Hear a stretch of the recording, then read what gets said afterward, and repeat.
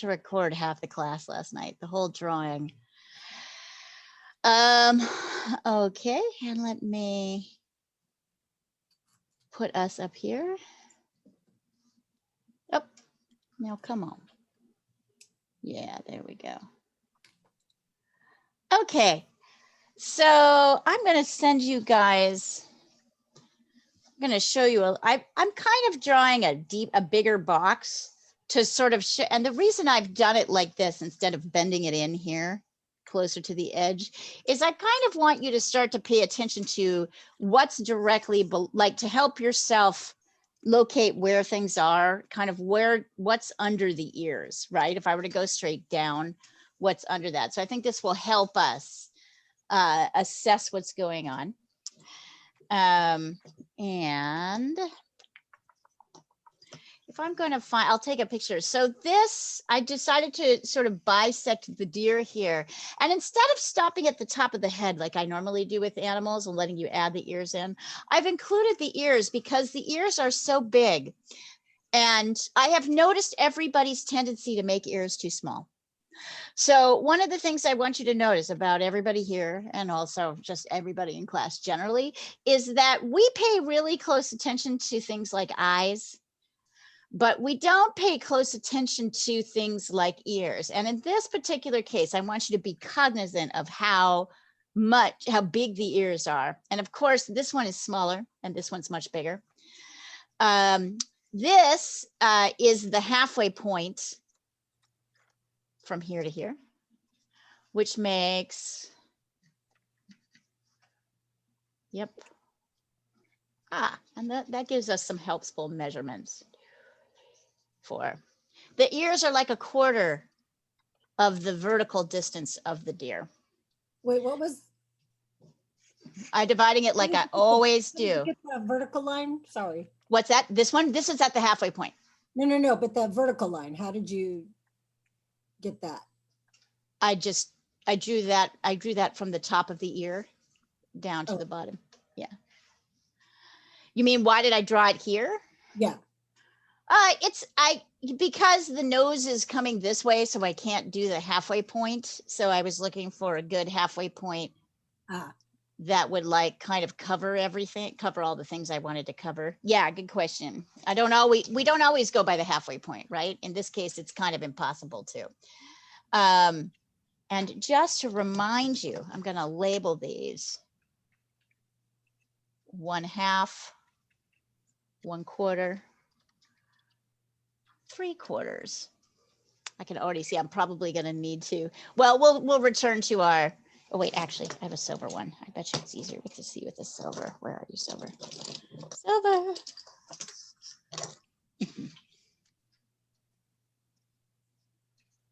3/4, 1/2, 1/4. I'm marking these because I want to make sure you see them. And you'll notice that if we go up the face, that the 1/4 point is really where the bottom of the head starts. Here, the bottom jaw. The 1/2 point is right where the eye turns in. So the eye is mostly above the halfway point, but just above it, it kind of touches it on the bottom. The 3/4 point is at the top of the head. And then another quarter is ear.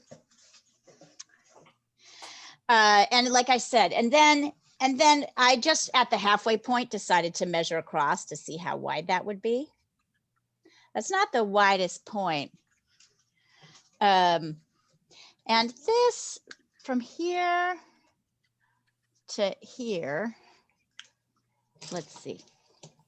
Sorry, Leah. Yeah.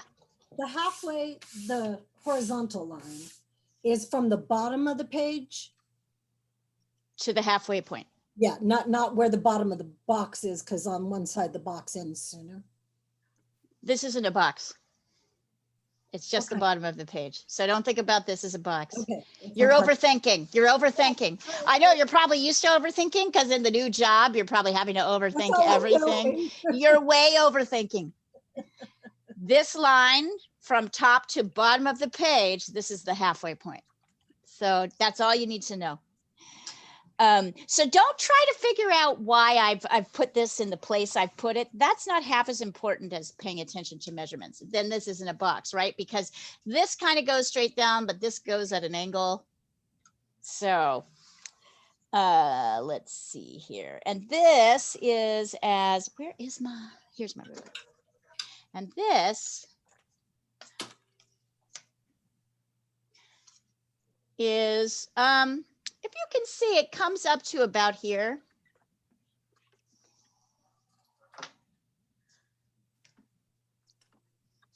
This is the width line.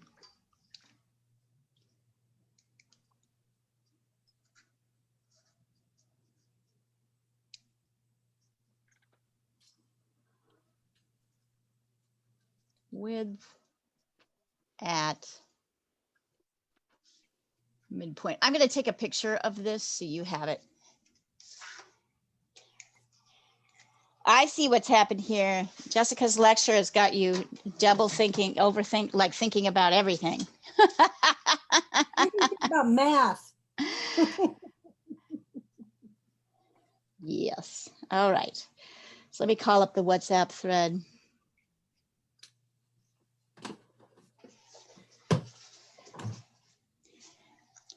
And I am totally happy to do, here we go,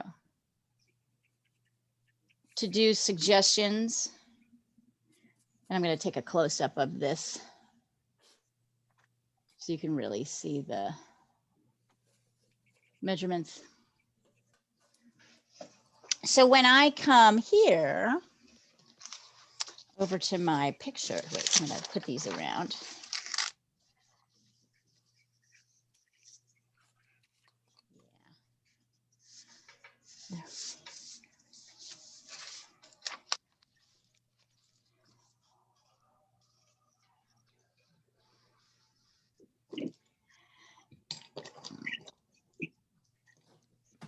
Here we are. Okay, I'm going to start with a line. I'm probably going to start this here and go down here. So I'm just randomly, once again, assigning. I am ending my drawing at the bottom of the page like this is here, but this is not necessarily the same height as this. And then I'm finding my halfway point. You can see that I'm doing this. Here, wait, sorry, it's kind of curvy. I'm doing this by measuring halfway and seeing if the top is equal to the bottom. And then I'm going to do the same thing to find the quarter points. But if you're not trusting your eye to do that correctly, you can also use a ruler. That's 1/4. 3/4. I'm also going to mark, oh, look at that. It's about halfway. Halfway between here and here is the length, the width. This is the equals. This from here to here equals the width at the midpoint.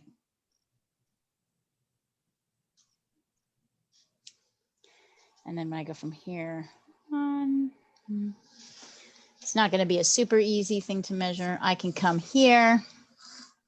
So I can actually measure that here, actually. I know it's a little bit wider on this side than on this side. Let's see. So I can take my ruler, my pencil here and measure this. So I know this width is correct. I don't know that it's correctly placed on the line because it's not halfway. So how am I going to figure that out? I'm looking here. 1, 2, 1, 2. Actually, that's probably right. So if you can fit, no, it needs to come over a little bit. It needs to get a little bit smaller on this side. So I'm doing a lot of guessing. Not super guessing, but I'm like, I think it'll be here. I can see that this side is smaller than this side, right? And then I'm like, how much is left? So this is like 1. Yep. So this side is like 1.5. This side is like 1.5 of these. Notice also, if I come here and come over here, the head is just inside this length. So let me take a picture of this, because I think I put my notes on it this time and it's easier.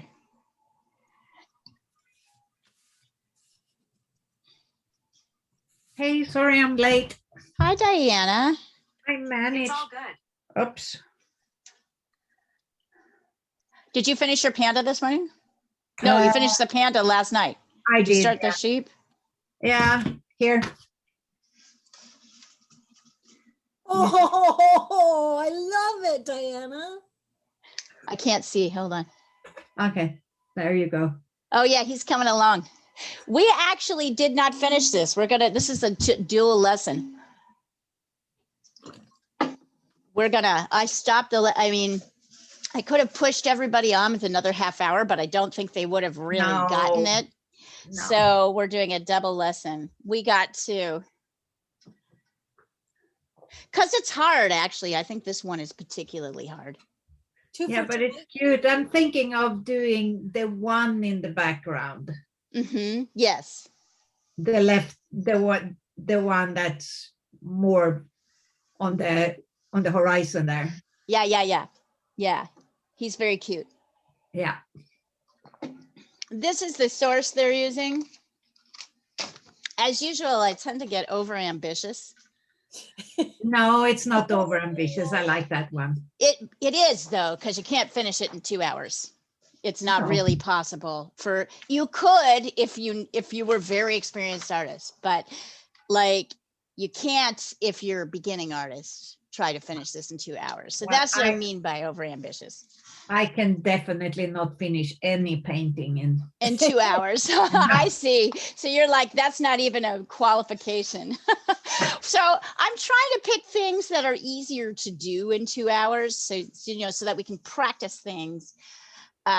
So anyway, when I start to sketch, I'm going to sketch this almost to the edge, but not quite, because it actually goes at an angle. This ear stops. If you look here, you can see this ear stops kind of here below the nose. So this needs to come at an angle, and it just keeps coming out till we get to that adorable tongue, and then straight down. I missed the tongue. It's hard to see in black and white. It is because it's such a fussy picture. It's a fussy too picture. fussy. So I just cut out the parts that were cute.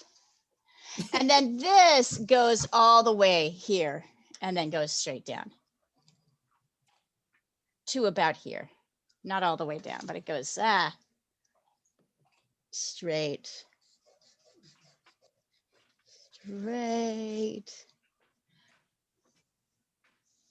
Now, what I like about this one is that I can kind of keep the back. And then it goes out like this. So if I have to shorten the back, that's okay. Oh, we have a doggy. Hey, Oh, doggy. hey, puppy. Oh, Grant, it is so cute. She's so mellow. Super Yeah, he's pretty cute. chill. He is adorable. What's his name again? Oh, Fred. Fred. And look who came to Pretty say chill hi. except for when he's not chilling. Right, of course. What a little baby. if he ever disappears, you know where to look. My What apartment. a little baby. Oh. Oh, he's really cute. Okay, so my back might be a little bit shorter than this one, but I think that's okay. Right? We're really focusing on the head and the face here, and the face is really in this box. So once you've got that, now we can start carving in the face. Right? we can start carving in. Notice these ears are huge. So don't, oh my God, this deer is so cute. It is. It's so cute.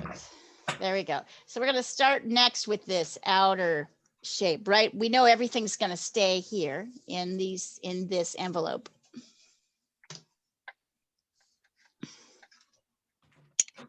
So let's see.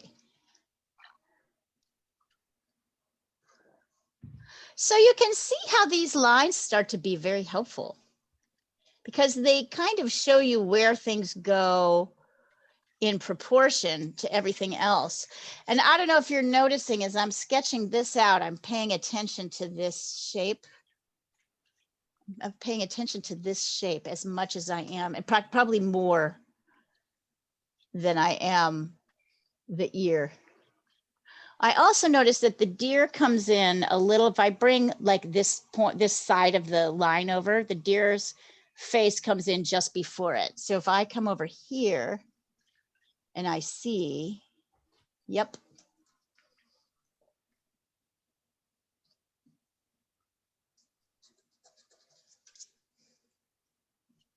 So all of these boundaries really help us. I may reshape this ear, but I'm more kind of interested in creating this shape, and that's what I'm paying attention to more. So you're back and forth when you're drawing, and this comes a little bit slanted down to about here. And then I think it goes down. It kind of bends up.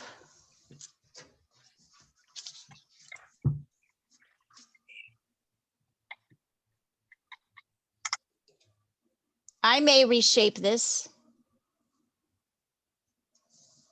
I may bring it out a little bit, but I know that like things, if I do need to correct it, it's going to be easier to correct. Oh, wait, I see. Sorry, I made a mistake here. This is where the deer's neck is. I don't know what that is. So once again, up here, I'm also paying attention, probably more to, I see that the ear, if I look, lines up with the 3/4 point. So as I bring it down, I stop it here. I bring this to here. This comes kind of up in between, and I know it ends here. I know that looks weird. I know this feels like it has to be bigger. There we go.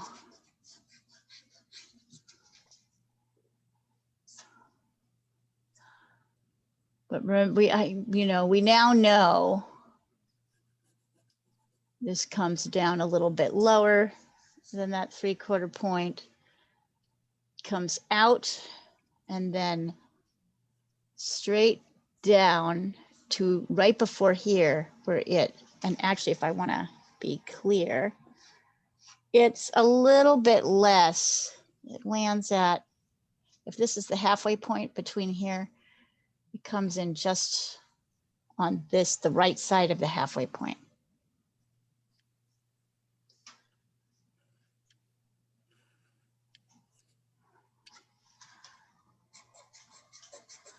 I think I'm gonna need to. Yes, my company is coming now too. Okay.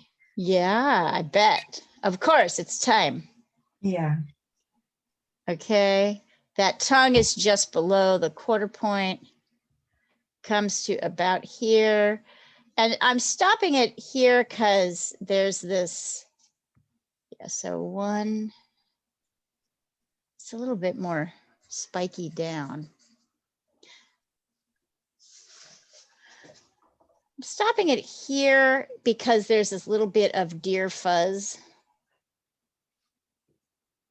And then it comes up to the base and down.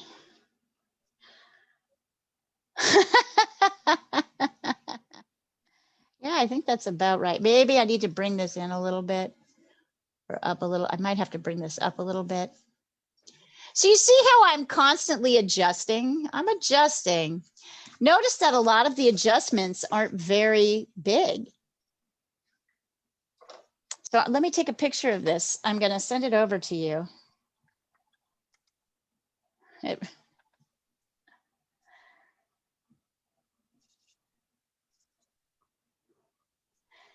You did a good job with that sheepy, Diana. He's coming along. Thank you. We'll Very see. good.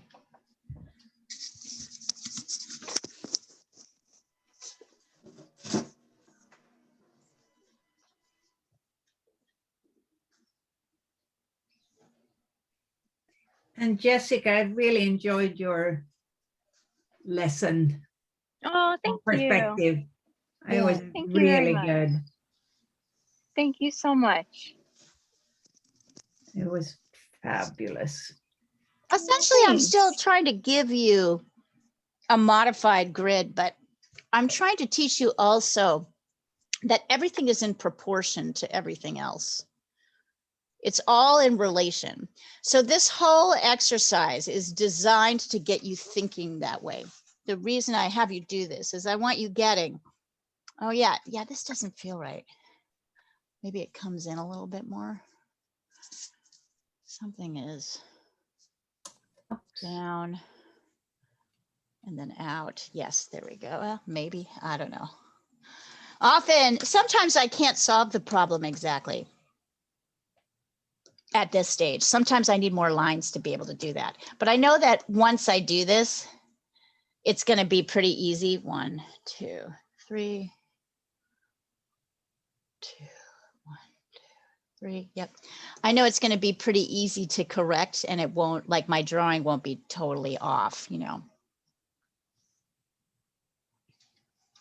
And you guys can go ahead and send those to me if you want to. Let's see. If you want to, you can send those to me. Would you like me to keep going as you're working? Now over here, we're doing the inside lines.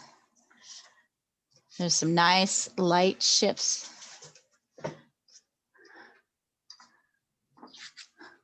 We're going to spend a lot of time with this nose.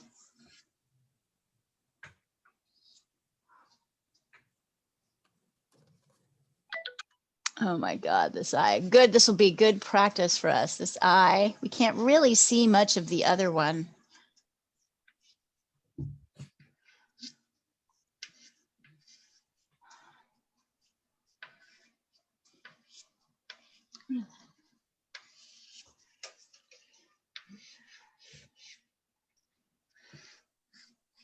And this is basically the major lights and darks, mediums and darks.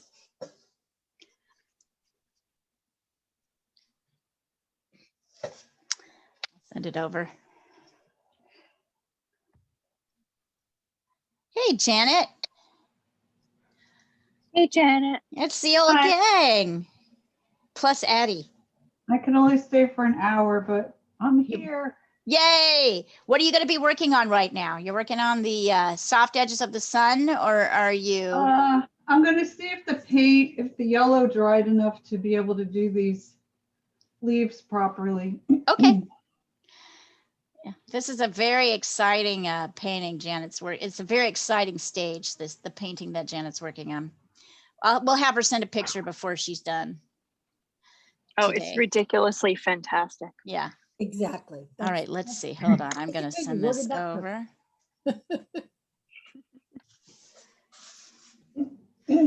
Here are the inside. Let's see. Okay, Jean, what are you doing? This eye. So, Terrible. yes. So, so you brought the ear down too far. This ear lines up with the 3/4 point, and you brought it down to, let me show you. You did this. You did this. Ah, you're right. That's why you're having problems. So line up the ear I mean, it's not right next to the 3/4 point, but if you went across, but- it would be yeah. there. That's going to help you, first off. Second off, that eye is way It's too wonky. Yeah. big. Yep. It was bigger. And this isn't going like this. That's Uh-huh. not what's happening. You've done this as well. Oh, yeah. The thing is This is no, just a straight line. yeah. The curve, yeah. It's Yep. It's not, there's no curve there. Believe it or not, there's just no curve. The curve is actually higher on his jaw, but the line goes straight. Does that make sense? The line continues to go straight, but the jaw goes in. But the jaw doesn't come out. Right. So let go of that. You're overthinking. You're overthinking. You're in an overthinking phase. I'm fascinated by this overthinking phase. Your job is kicking my ass. Don't draw what you can't see. Don't think about the jaw. You're getting confused. So really, it's just, don't think about it. Just see what the outside shape is. This is not a curved line in any way. It's a straight line. So that'll help. And this eye is no bigger than really halfway between here and here. Let's see, Grant. I should switch to anime. I always make the eyes too big. Grant, can you take a better picture of this where you're standing right over it so I can see it, so I'm not looking at it from an angle? Okay, Addie, I'm checking your measurements. 3, 4. What is off? Oh, Addie, this line is not wide enough. So your line, you need to make your width a lot wider. So this should be up to here. And you have yours up to here. You've only made yours this wide. Got that? So this needs to come up higher. It needs to come up to 3/4 and then 1/2 of a quarter. It needs to come all the way up here. So that's why you're going to need to redraw everything, but that's why everything feels scrunched. So start by making this line, and instead of adding anything to this side, add it all to this side. Yep, add it all to this side. So you need to add this much more. So come here, you'll add this much more, right? This much, 1/2 quarter on this side. Draw your box in, redraw things on this side. I think you're going to see it's going to be better.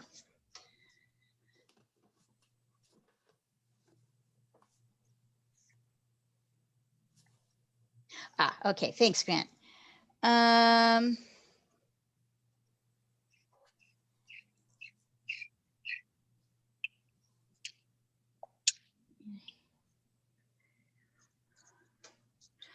Eye is too big, Grant, way too big.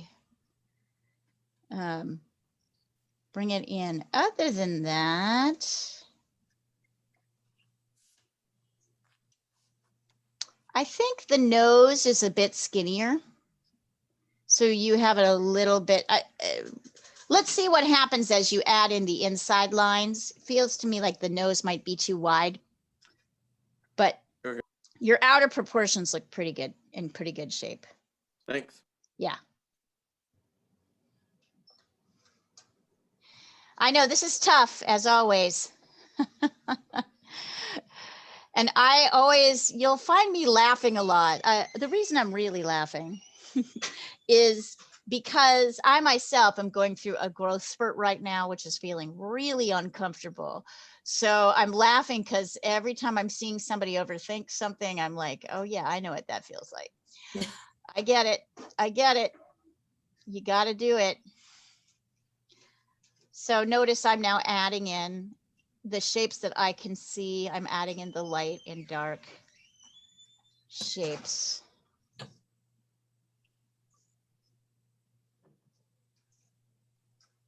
By the way, Addie, I want to like really credit you. I think you're doing great. I think you're keeping up with the grown-ups really well. You're doing a good job. Are you calling us grown-ups? Wait, good point. I think you're keeping up with your other older in age classmates. I think you're doing really awesome. I hope you're enjoying it because it can go really fast. So here, there's an interesting thing happening at the top of the head. Yeah. It's here, and then this is the eye. The eye kind of comes out a little bit. There's like a little bit of a light bit here. So this light shape is really, I think that's what's happening. Yeah, we'll see. It's like this.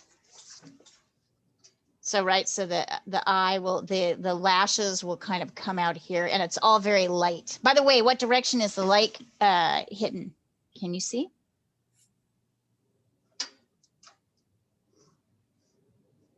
The upper right. Upper right, yes. Good job. You guys are getting good at this, at noticing light. Do you notice how much that helps you Mm-hmm. to know where the light is coming from? It almost helps you sometimes see the shapes.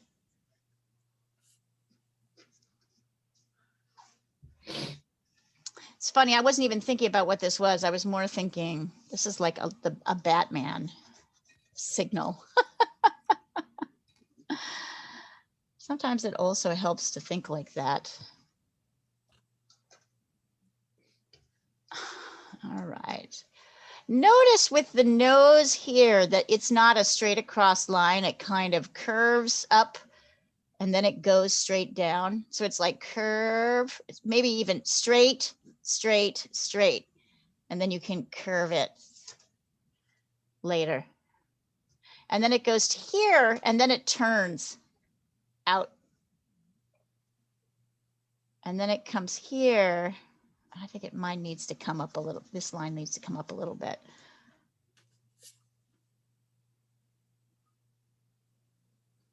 It's a little bit better.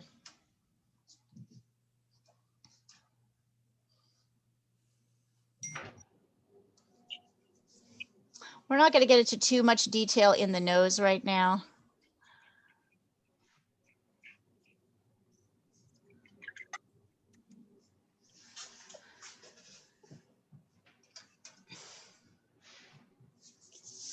All right. And then, am I missing anything? Am I missing anything? Nope, just the eye. So I noticed a lot of people are doing this. Let me show you what you're doing. Like that. That is not what's happening here. Well, we tend to make the ears too small. We also tend to make the eyes too big. It's about half that size. It is all above the halfway point. It only kind of touches. It's really like that size, not this size.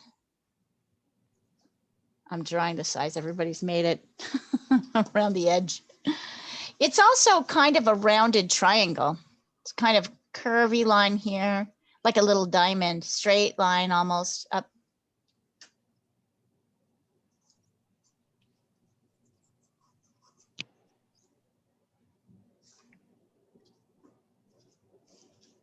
Okay, your eye looks too small. Is it too Nope, it is not too small. That's the problem. The problem is you think it's too small. Now there's a line around it, but no, it is not too small. Yeah, I'm drawing the line around it. Well, still.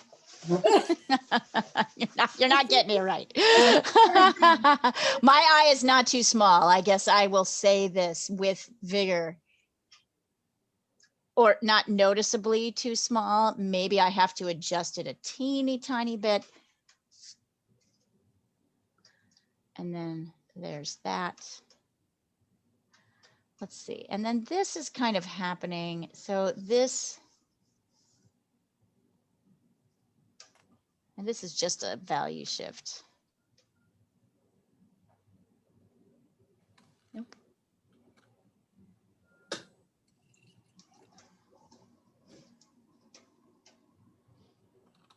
I know that like my eye width from here to here should fit one eye to the Oh. left. Okay, mine does that.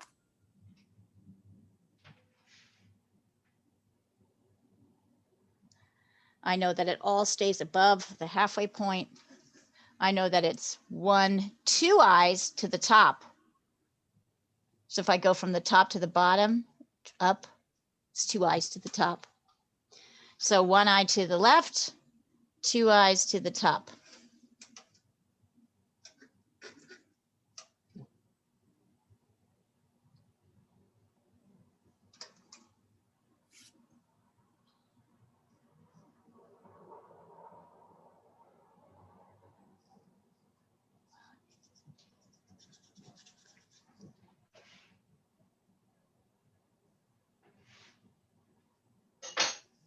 There we go. If you want, you can try and get the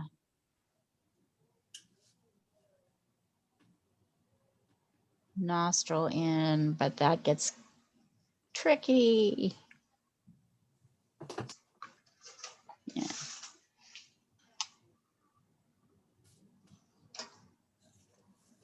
This is kind of the darkest part of the nostril. I'm sketching in right there. It looks a little like the bat signal. Here, let me send it off.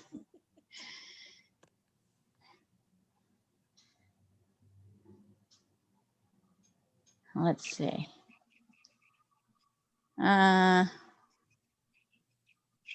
Nope, it's too big, Jean. I've already made it smaller. Okay, got it.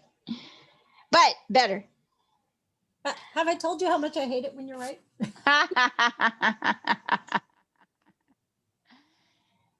You and my boyfriend. I'm just kidding.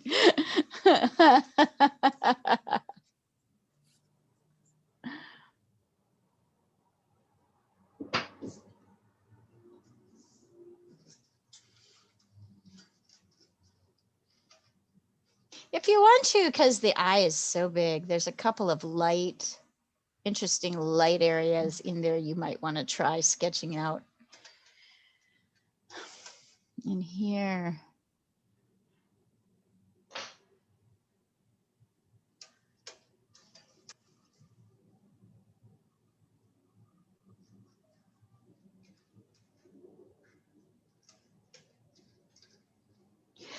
There is a point often in art instruction where you're trying to integrate everything you know with new techniques.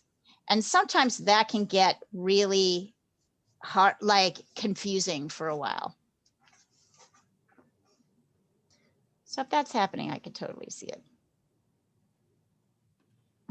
God, it's cute. It's really cute. Not as cute as Grant's puppy.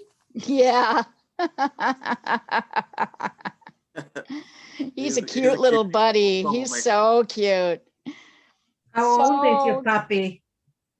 Grant, do you let him get away with absolutely everything because he's just so cute you can't get mad at him? It's a struggle, but yeah, we're trying to get him started off right so he's not a troublemaker forever. But he's pretty cute. He's 11 week, 12 it'll be almost 12 weeks. I think. Oh, so he's going to become big, huh? Yeah, I think so. He's got some big paws. hopefully he's mellow.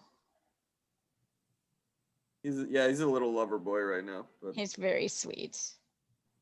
I know, I think Hermes has no idea how big he is now. He's just like, oh, he kind of goes flopping around and he's huge. He's like a little lion. Knocking over things. Yeah, knocking over things. Yes, all the How's time. Muka? You know, she's very good. She was hiding up. She heard dogs barking and she was outside. So she was sort of hiding and shaking up in Aww. up in the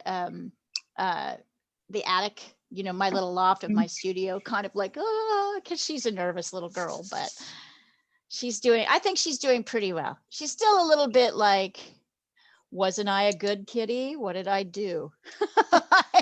Yeah. What did I do to deserve this? But she's accepting, you know, like she's generally fairly accepting. Poor little mooks. How's Pebbles and all the rest? They're really lazy and they eat too much. And That Julia? sounds like a normal cat. Mm-hmm. Inkling is not dealing with my new office setup. Oh, really? Oh no, they hate change. Because he wants me in this corner where I am right now so he can sit on my lap, except he stands. He doesn't really sit. He stands on my lap. And he does not want to stand on my lap over in the office. He wants to stand on my lap here. Mm-hmm.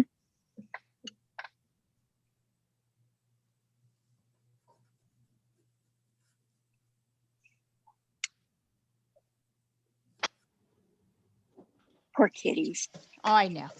If you hear scary sounds, it just started real thunders here. Really? Oh. Yeah. It's storming. Okay. Send it over, guys, when you've got me something to look at. I'll wait.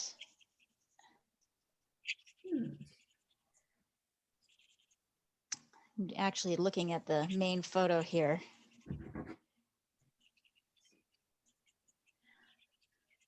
Yeah, I was going to say yesterday's West Coast class, we pretty much got to here, which is like after 2 hours, which is a really awkward phase to end your painting. But I can see this is actually a really great, if you can accept that your work looks awkward before it looks good. I've learned, like with my commission work, that I never send something too soon because it freaks people out. Here's the underpainting. Yeah. Actually, Yeah, usually show the your progress shots underpainting, at the end. the underpainting, right? Like people, it's funny. It's not the underpainting that freaks people out. They like that. It's the middle section, right? Mhm. This is very much the middle of the painting. So I've laid out all my values. I've got my background in. I actually started to do detail and then realized no one else was ready. So I wiped it back off again.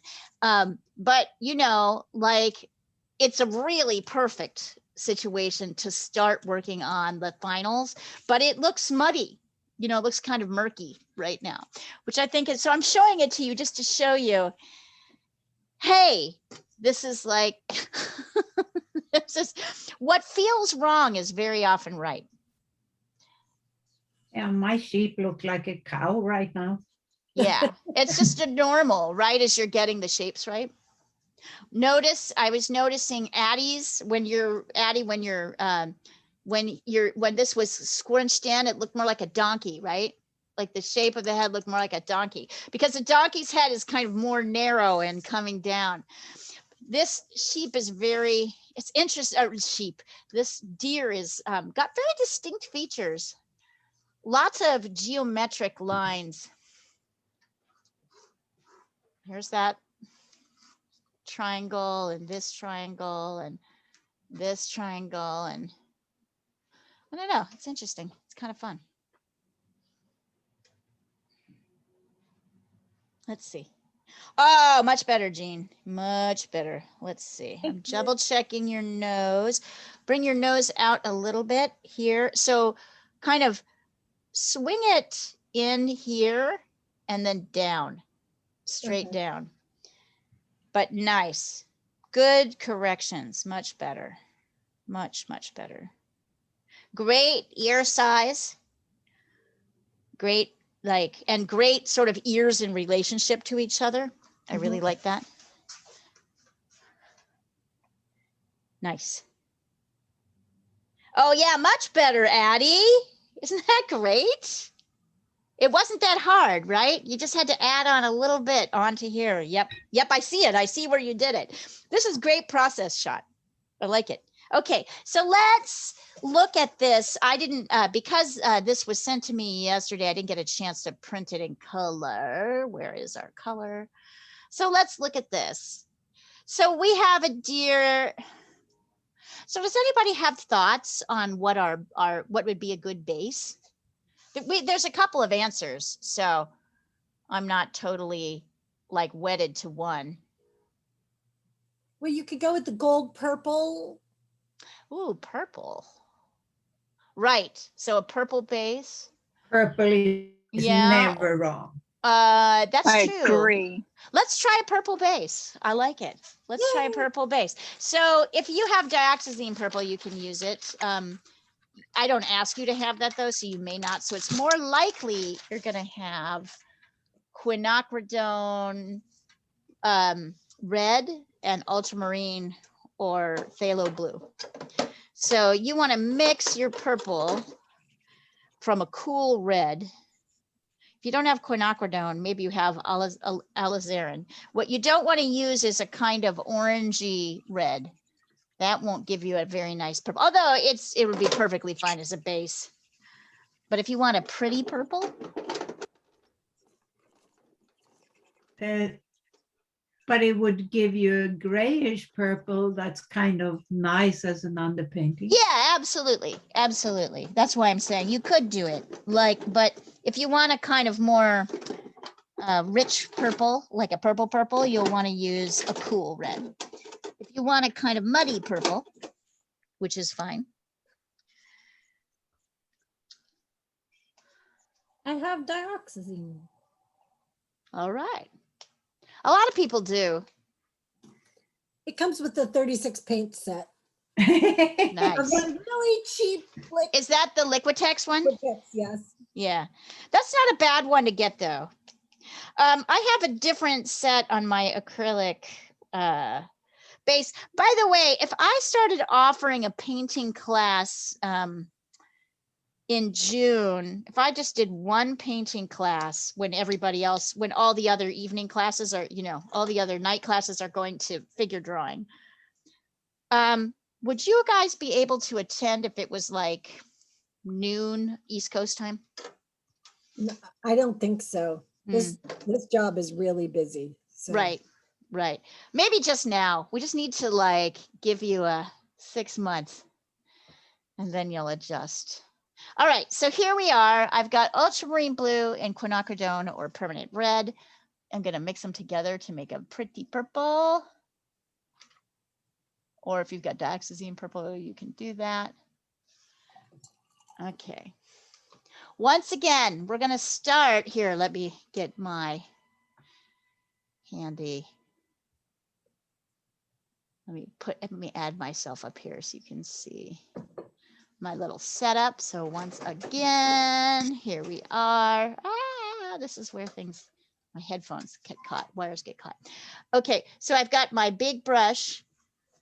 I am once again probably gonna move to a pretty small pointed brush for the detail. Look at the difference. So I'm gonna start with this and I'm gonna end with this. I don't wanna start with this. This will drive you crazy at the beginning.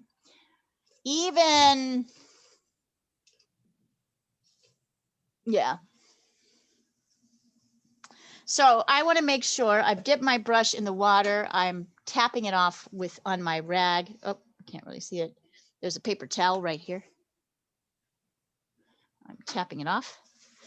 And then I'm going to grab like a fair amount of that paint on my brush. And I'm going to start painting the darkest areas. Oh, so pretty.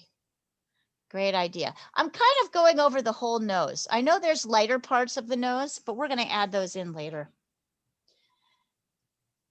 Because until we get to watercolor, which we will next month, we're going to take advantage of the fact that we can go darker. And as my paint starts to run out, I'm kind of running into the dark mediums too. See that? So see how it's darker here, a little bit lighter here. And since I've got paint on my brush, I might as well just come in and get the dark mediums in here. Notice it's getting lighter and lighter, which is exactly what I want. So I'm going from like dark to kind of a medium. So this still looks darker than this. Kind of up here, little peaks of dark. In here. This is kind of a medium. Dark. Notice I'm going around the areas that are lighter though. And then of course we've got the dark of the eye. I think that's it. Maybe a little bit in here.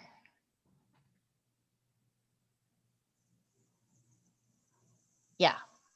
Everything else is kind of very light. So now I'm going, if you look at thing one, I'm coming back in, I'm getting off, I'm brushing off the edge of all of that paint. I'm tapping it off into my paper towel so that I've got something that's a lot, I'm just testing it here, that's a lot lighter. So see how this looks lighter, and I'm just bringing it everywhere, down here. Even the light areas, I'll go over with this color. There, up here, here. Yep. Oh, and here. It's kind of lighter on the back of him or her. And then I can just use more water and add in this very watery layer in the background, just so I get a layer on my canvas and I can put other stuff on top and it'll look neat. Somebody was asking me in the last class, one of the newer painters, why we cover everything in purple if everything is not kind of yellow. And I think it's just what I like to call a mono paint, you know, a mono block in painting. You're just using one color to decide. And if I want to, I can even pull out. See how I'm kind of pulling out some of the lightest areas with my paper towel. But it doesn't really matter. In acrylic, it can totally be darker.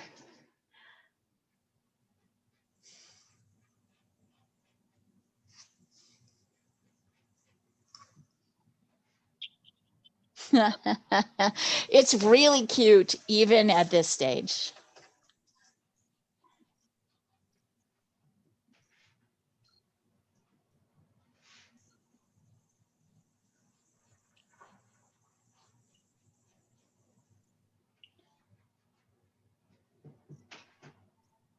Here it is. Oh, hear that? Was that thunder? Yeah. No, it's funny. It did not come across. It's really loud.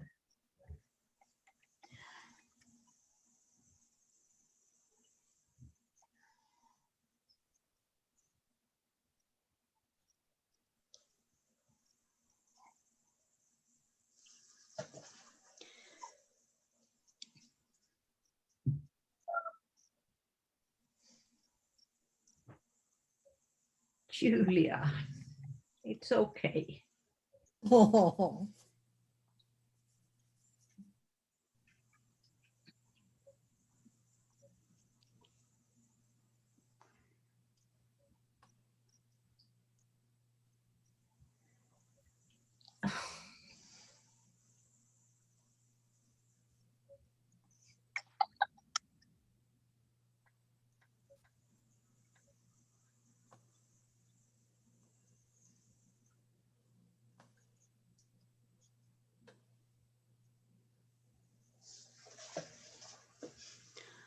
All right, and then when you guys are done, go ahead and send a picture across. And let's see, I'm going to start putting together a palette. I'm looking at the real colors. You, of course, do not have to use the real colors if you don't want to. If you want to use different colors, you can. I'm just showing you how, if you want to use real colors, this is how you'd mix them. I can totally see that there's some burnt sienna in this. There's burnt sienna in a lot of things. And ultramarine blue.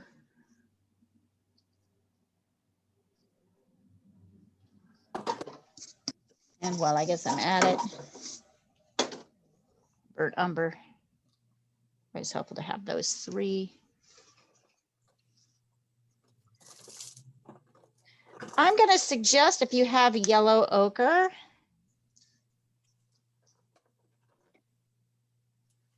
that you use yellow ochre, What blue did you say to use? ultramarine blue, like always.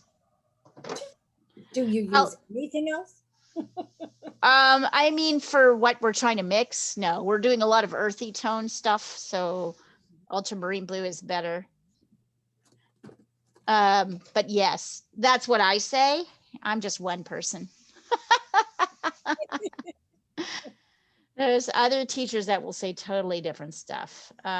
Payne's gray might be good. Prussian blue might be a great mix. I do not use those that much. I do use them. So if you've got yellow ochre, I would put it on here. Wait a minute, I have yellow ochre. No? Yes. I'd say yellow ochre and cadmium yellow. And white.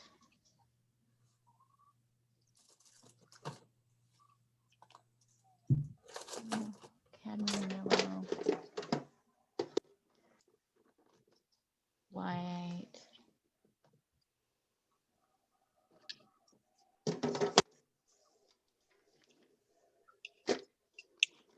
Yeah.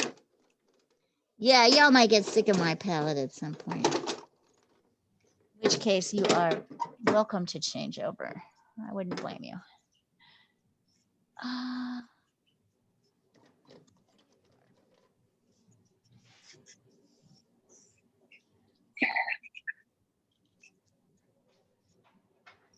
It's okay, Julia. And then let's add some a touch of cadmium red. This will be later for the tongue. If you've got a little bit of your cool red, your quinacridone or alizarin or whatever you're using, I've got some here, so I'm going to put it here. I think that's it. We will see. I'm going to write this down and send it over.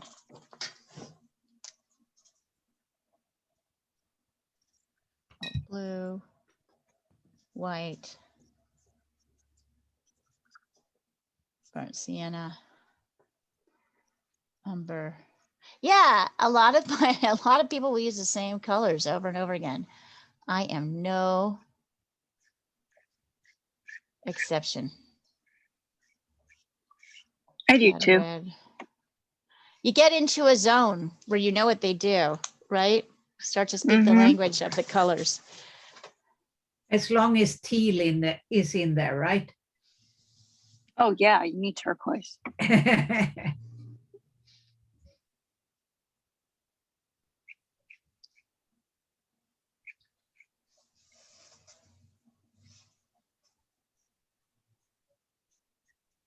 Okay, let's see. WhatsApp. So here is our, when you're ready. I've been enjoying unbleached titanium white instead of white. Oh yeah, that's nice. Eugene, you have sketched your deer like this. I'm going to show you here. Let's see. I'm just going to sketch it right in. It is really nice. It can be great. So Eugene, you've done this with your deer head. Can you see this? Your deer head is too skinny. So you need to bring it out here and then go straight down. You need to just bring it out further to the left. You can do that with paint. Okay. Yeah. Yeah. Yep. It's funny how easy it is to get that to be off and then how actually little it takes to correct it. I'm always fascinated myself. And here's the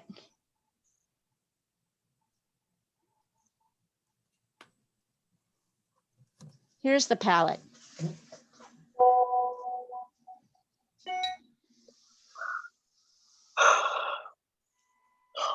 All right.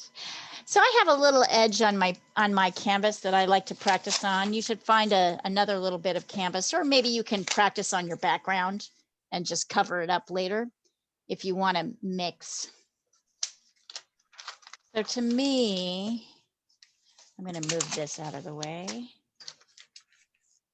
I'm going to put this here. Yeah. Weird. Colors seem to be a little bit more visible today. Who knows? I don't get it. Some days it works, some days it doesn't. So when I'm mixing, I think, what do I think? I'm going to bring our deer forward so we can look at her in color, him or her.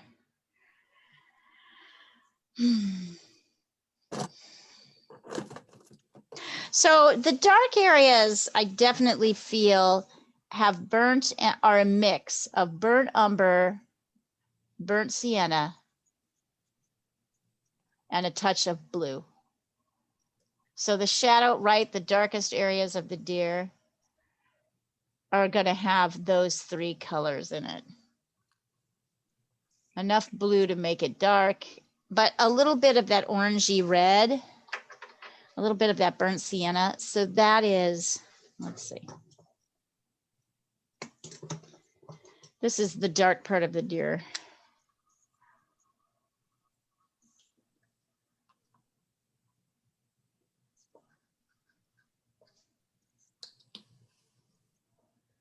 Plus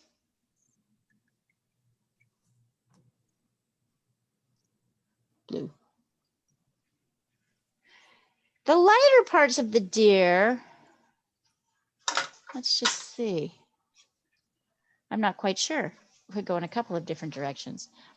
I feel like there's burnt sienna. I'm going to start by mixing burnt sienna and yellow ochre. If you don't have yellow ochre, you can mix in cadmium yellow, or you can use both. And I'm also going to add a touch of blue to this mix. Not very much, but just in it, because this deer is mostly in the shadow. So even the lighter colors, yep, I think that's going to look nice. And then if I want to lighten it, I'll add more ochre.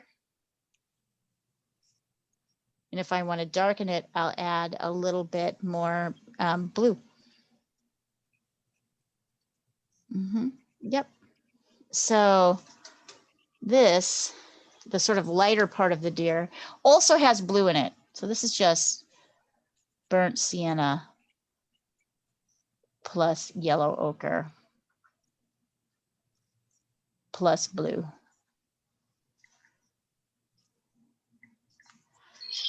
You can kind of see it here, but I'll take a picture and send it over.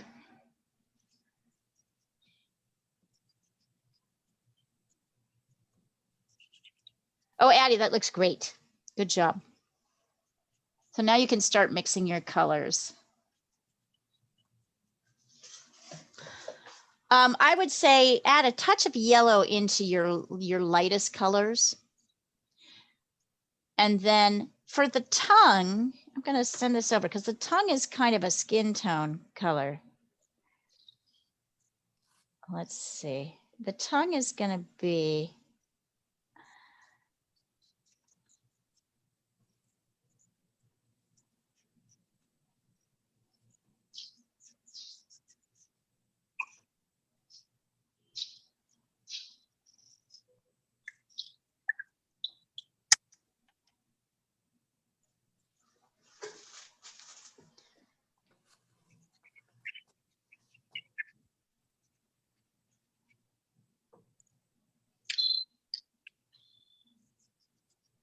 Delia. yeah. So I don't have any of the burnt colors. Okay. Is there something I could substitute for those? I would mix cadmium red and yellow together. Okay. Make it kind of orange and add blue to that. Okay. And you can mix your orange and your blue together to make it dark. Try that. So try to get those. Although, of course, we're going to move to watercolor in like 3 weeks. So maybe you should just focus on getting the colors in watercolor. and then we'll go back to painting later. Yeah. All right, so the tongue, hold on. The tongue is this kind of flesh color. So the tongue starts with quin red, a cool red, and yellow ochre as the base. And then once again, blue added to it to knock it back, to shade it a little bit. So a touch of blue. There's blue in everything. Blue. And then add some white to it to lighten it. You'll see. You'll get a nice kind of pinky, fleshy color. And if you feel like it's too dull, you can add a little bit more yellow, yellow ochre. So that's the tongue color. Yep. You can also try mixing in quinacridone red, or sorry, cadmium red instead, and seeing the difference. So this is cool red plus yellow ochre plus blue plus white. It's the tongue. So, and it is true that everything's kind of in shadow.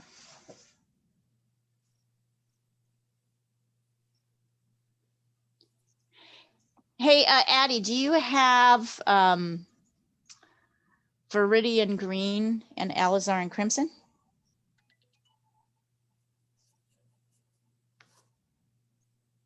Yes.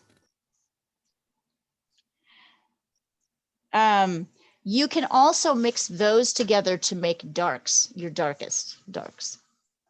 Viridian Green and Alizarin Crimson, Alizarin Crimson.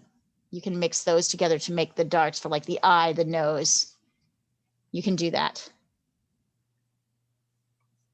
Okay, thank you. Yeah.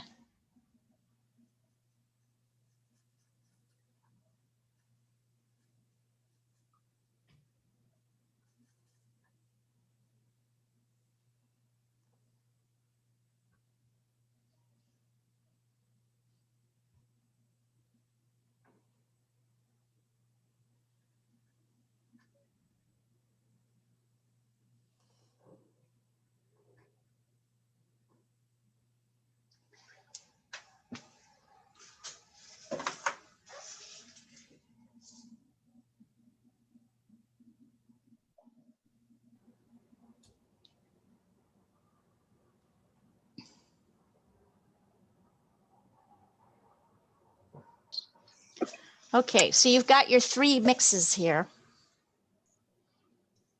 And I feel like this deer, the edges there is fur texture, but it's fairly subtle. So I think a lot of what we're going to be doing is laying in the darks, waiting till they dry, and then dry brushing lighter colors on top. So what does that mean? If you want to practice it, I can only show the first part of it. Let's see. So if I put in some of this dark here, right here on the side here, hold on, I'll bring this right up here. This is like the dark color. And then I dry brush in a little bit of see, I can't dry brush because it's not dark yet. It's not dark, it's not dry yet. So I'll lay this down and then I'll show you dry brush when this dries. Should take a couple minutes. So I think a lot of it can be done with this brush, but you might want to find yourself switching from a brush that's a little bit more smooth. My big brush comes to a kind of smooth point to something that's a little bit more raggedy like this here. I don't know if you guys can see this. There we go. This is kind of more of a raggedy edge. So it can sometimes do better fur.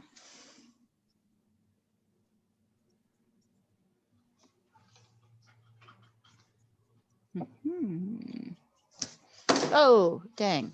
Sorry. And now the camera is looking at my, really? Why? Okay, there we go. Just looking at my feet. I'm like, how is that possible? I don't get that. Okay. So if I want to start painting, I'm going to start with these dark blue, orange, brown areas. And I'm actually probably going to want to look at the color photo as well.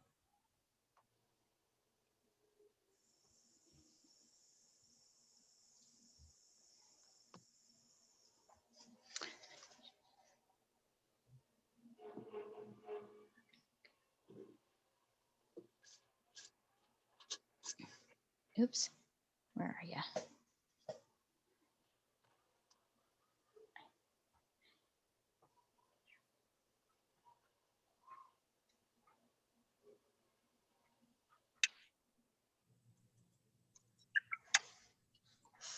Yes. Good, Grant. Remember, Grant, for your dark layers, you're going to mix blue with, you're not going to just do darker burnt sienna. You're going to mix, you're going to do mixes that are similar to these.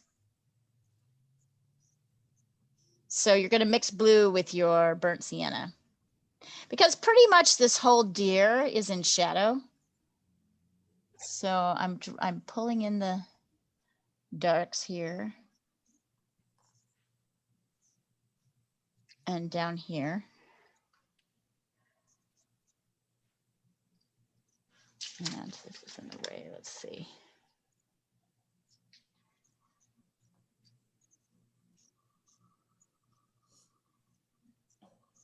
Okay. And then I'm taking some of that medium color that I mixed, and I'm still kind of blocking it in the areas that are fairly dark. So a lot like how I laid out the, and around here, it's a little darker. Here it's darker. Here it's darker, there it's darker. Up here.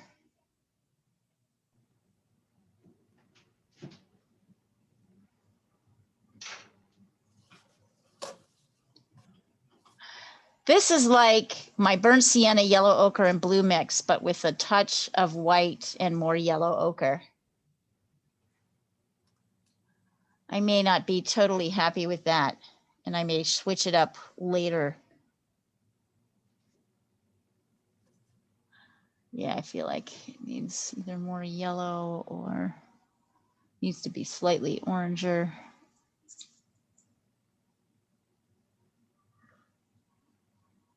So Leah, Yeah. I'm still having a little bit of trouble mixing the colors because mine are turning out more purpley blue than brown. So you're using too much blue. Okay. You need to add more of the other color in. If you're struggling to get the right color mix, you need to, and it's turning out too much of one color, you need to add more of the other color in, right? Some more of the orange. I think. Yeah. So that just means you're kind of constantly adjusting. I think you saw when I was mixing. Yeah, these aren't bad colors to kind of start with.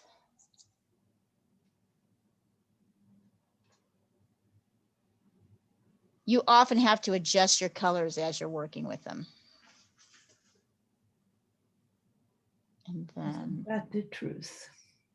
yep, it's a constant adjustment. And then people are like, why, how can I mix my same color? And I'm like, you'll never do it. I want to.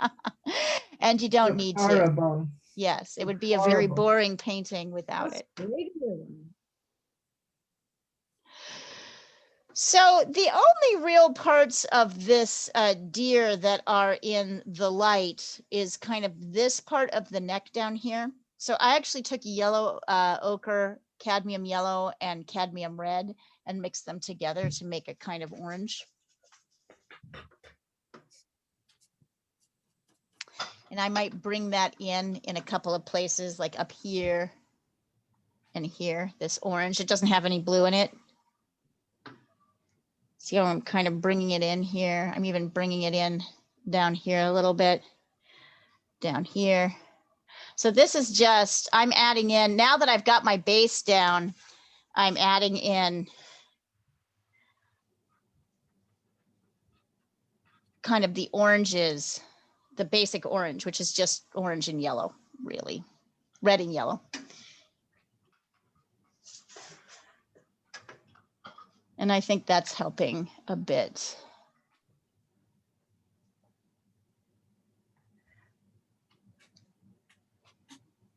Yeah, Addie, you will find that mixing, if you do it right, mixing is the vast majority of what you spend your time doing, not painting. Painting's pretty quick. The mixing is what takes the time. So know that that will take time. And then I've got a little bit of that orange mix on here, and I'm adding in the areas that where the white is, like down here. I'm adding white to that orange mix and adding it on top here and down here. It's still a little darker than it needs to be, but I'm gonna fix that. And then it's light, it's pretty light up here. So my white, my first sort of white pass is actually kind of a yellowy white.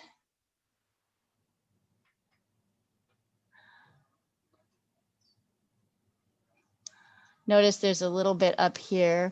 I can also see that it's kind of lighter down here. So I'm bringing in.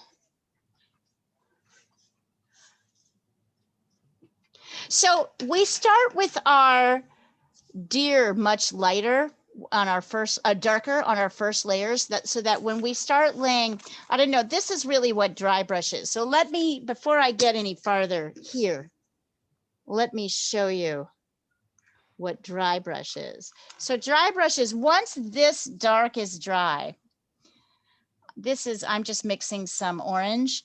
I can take my orange with a fairly like sort of dry brush here. I don't know if you can see this. Oh, yes, here we are. And I can kind of drag it down and, sorry, here. And if you can see, sorry, I'm trying to get it close enough so you can see it. Because this is dry, when I drag this down like that, it's kind of, you can see bits of the dark through it. So this is like showing fur. See that? So this is dark. And then when I go over with my top layers, my brush is pretty dry and it's kind of loaded with paint. I can kind of come over like this and see how that has a fur look to it, because I'm not completely covering up the base layer. So this is how you kind of do the fur here with this dry brushy as your top layer. I can even bring it up here into the purple. See how I'm bringing it in? It's not done yet, but you see how this gives this kind of a more even consistency? And as always, I'm paying attention to edges. Notice now how all of a sudden I've got a more, so I'm doing, I think it's dry brush that we're going to use for this deer most of the time. So you'll lay your darks down and then you're going to go over the top with lighter colors that you lightly brush on so that you can see part of the dark underneath. Yeah, it's starting to get there. Yeah. And then we'll talk about, so that's the practice. That's kind of the move. The special move is this dry brushy move. Then of course I go in with my smaller brush and I start adding in more details. I guess I can start doing that. So this is a very teeny brush. So I'm looking at, and that's, you know, adding darks and lights. So as usual, I'm mixing burnt umber and ultramarine blue to make it dark for my teeny brush. You can, Addie, you can use Viridian green and alizarin crimson, right, to get your darkest dark. And I know that around the edge of the eye, it's pretty dark.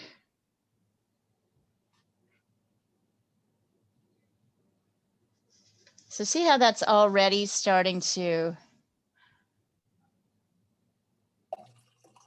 come.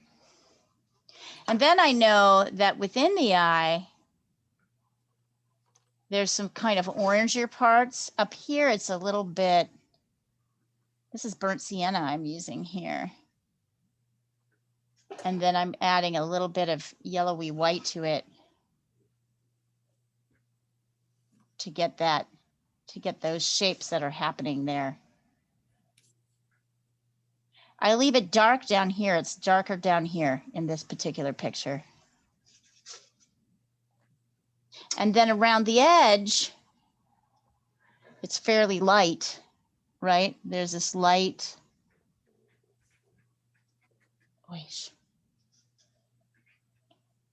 So I'm going in with white, really. It's mixing with my other colors, so it's turning into other things, but see how, and I'm kind of pulling down because it's still fur, this light part that's around the edge of the eye.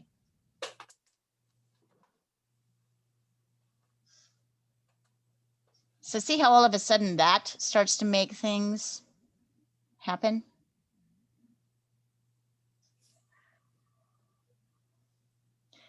I noticed that kind of around here too. When I look at the picture, it's a little bit lighter. So I can kind of bring in a little bit of light.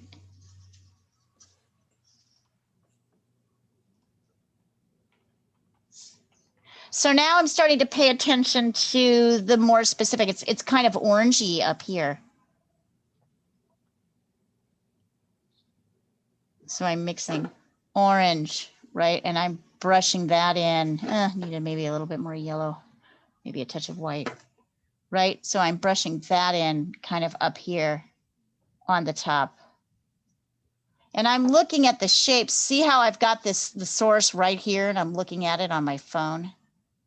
It's really helpful. And this also is kind of orangey over here. Don't try to draw more eye than you can see on this side. This is just a straight line, then a line here. That's pretty much it.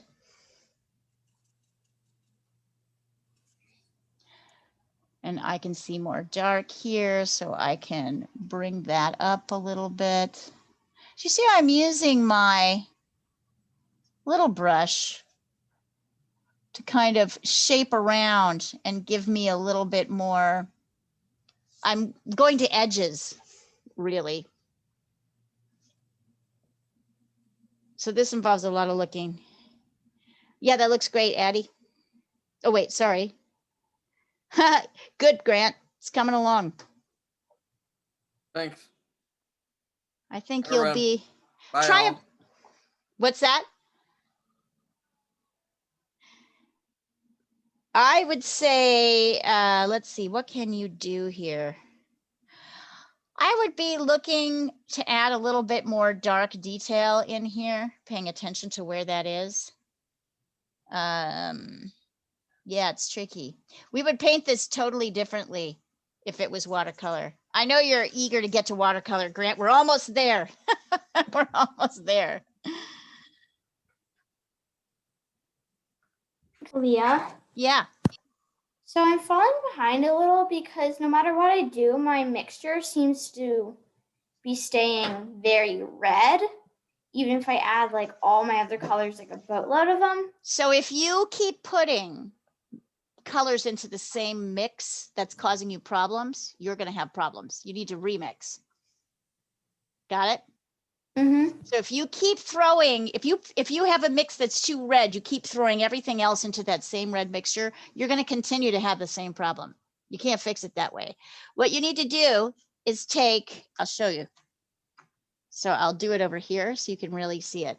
So what you need to do is, so say you've got your like, oh, I mixed this, and it's just too red. If you keep throwing more of into here, right, to try and fix your red, there's still too much red in it. So what you need to do is take a little bit of this, move it over here, and add your other colors in.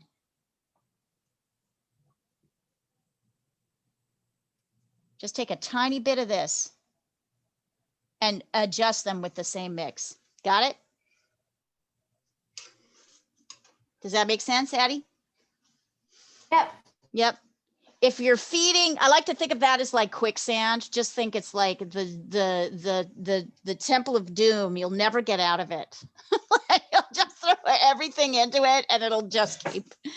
So yeah, don't be, if you don't get the mix right, try another thing, another area with a tiny bit of the first mix and more of the second.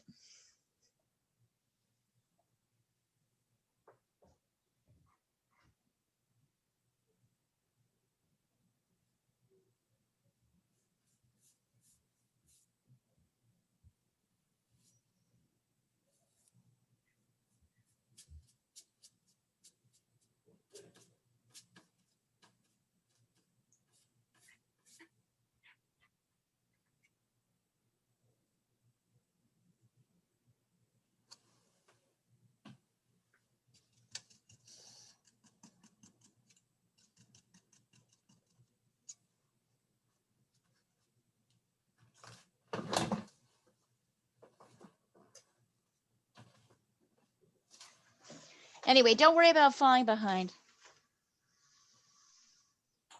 Since I've got it before it dries, I'm going to add a little, oops, it totally dried. I'm going to have to mix it again. I'm mixing more tongue color.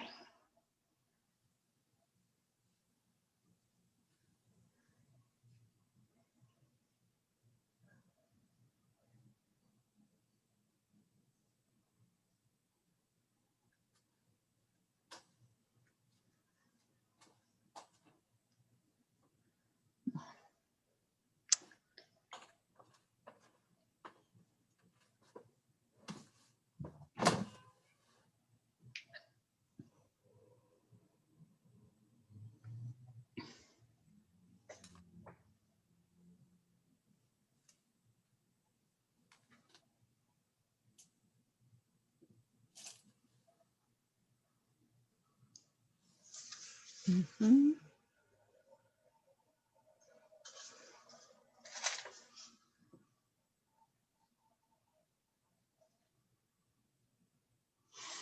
At some point, you should think about your background, what you want in your background.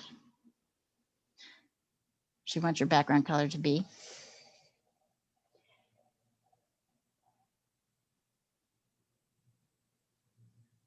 Notice that the brightest, whitest colors come almost last. They really do come last. It's the darker colors that get laid down first. It's the brightest, lightest colors.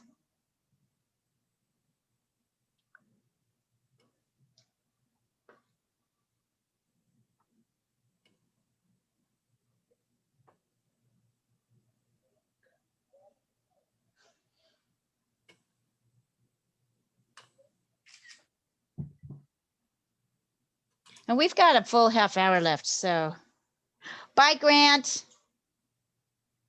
Bye, Grant.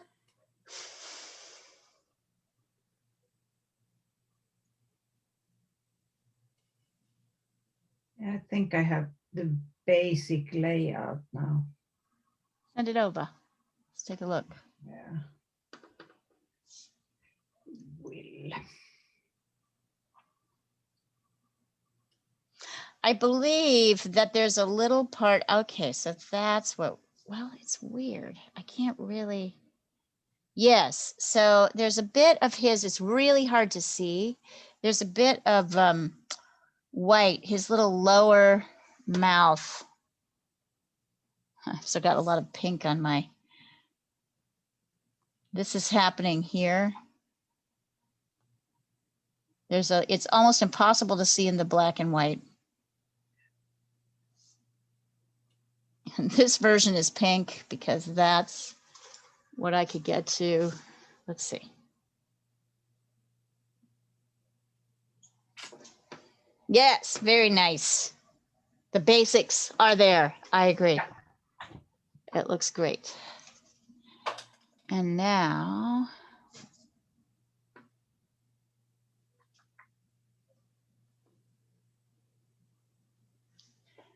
and I am now trying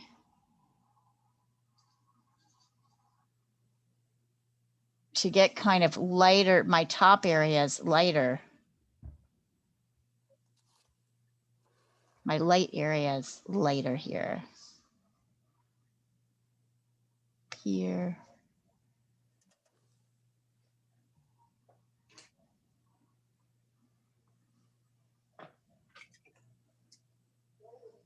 See how great it is to be able to, this is a great thing about acrylic and oil. You can layer, you can put these darks on and then just layer in these whites on top, and look at how they start to look really nice.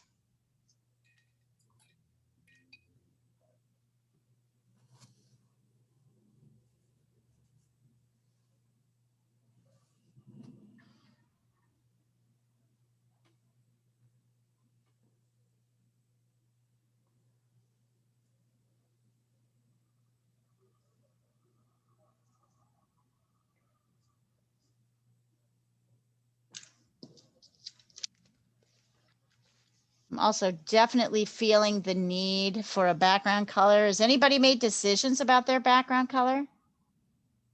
What colors are y'all doing for your I did a gray background? blue. A what? A gray blue. Are you happy with it? No. Okay. But So something else then. it's there. I was letting other stuff dry. So Yeah. It's good to get your background color in. Maybe just it might be fun to take, actually, you know what would be really fun because we don't use this very much. Phthalo blue and white might be a very beautiful color. So I'm going to try that. Phthalo blue and white for the background. Would that be like a California sky? Yeah, I don't think, yeah. I mean, it's a bright, you mean a bright blue sky? Yeah. Well, you tell me. Here, I'll lay it down and you can tell me. Yeah, It's more jewel toned. it is. Yeah.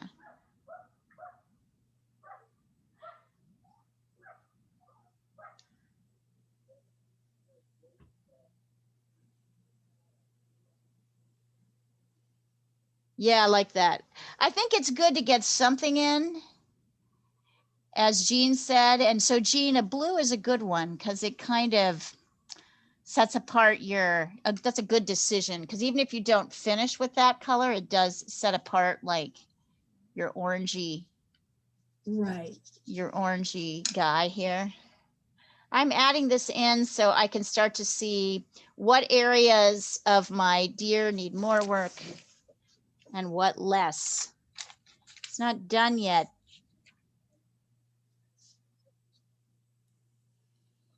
How's it going over there, Addie? Is the mixing going a little better?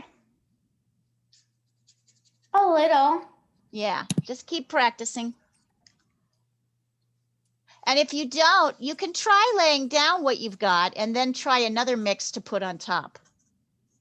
The thing about acrylic paint is you can, if you don't like what you put down, you can wait 10 minutes and cover it up with another color. And as we know, more layers is better, right?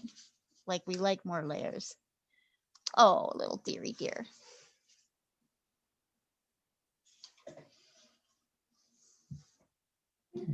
He's starting to come together. He's cute. It's really charming, this little guy. Does anybody want me to show them any part in particular or work? I haven't really worked the nose yet. I'll do that now. I'm going to take my skinny brush and when I pull my photo up, I'm going to pull this up really close so I can see it. So you guys can see the light areas. So I'm going to mix burnt umber, ultramarine blue, and a little bit of white to get in here with my light. I know it's not light enough, but I'd almost rather sketch in with a slightly darker color. And then I can go in and get lighter once I feel like I have the shape. It's easy for us to make too much emphasis on the nose holes. And believe it or not, a lot of this painting, the nose is not that dark. We've got some kind of, you know, significant light areas of the nose. And kind of lighter browny blues. So here, wait, let's see. Wonder if she knows. What's that? Oh, Frozen. you're back. Oh, You froze. Anything yeah. for the last 5 minutes is we didn't hear. Oh, really? That's too Not 5 bad. minutes, 3. No, I didn't know. I could hear you say, I wonder if she knows. Oh, look, I got totally booted off from my, let's see. Let me come. Oh, no, wait, the galaxy's still here. It's still here. Okay. Here, I'm going to remove this spotlight. And I I'm don't going to, know what you would do. spotlight for everyone. What I was saying was, I'm looking at how light the nose is. Ah, geez. Well, that's what happened. My stand fell down. Operational difficulties left and right. It's funny, I was really yanking on it today, so I could totally feel it like biting me. Here we go.